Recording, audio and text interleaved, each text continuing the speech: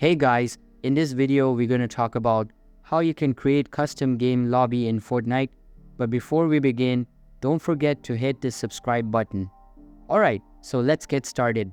First of all, open up the Fortnite game and make sure it is updated to the latest version available. After that, you will be redirected to your account's homepage. Here you can see that there are various modes available if you scroll down. If you notice, there is a custom key button at bottom right corner of your screen. Simply click on it and a dialog box will appear. Now enter the custom game code you have and click on apply. Once done, you will be able to get into any match created or launched on that custom code. If the custom code is not working, you can try closing the game by clicking on this exit button in the menu and then relaunching the game. Now, if you want to get out of the custom game and play normal matches, simply click on the custom code button, remove the code and hit apply. That's how you can create custom game lobby in Fortnite. So that's all for today's video. Hope you liked the video.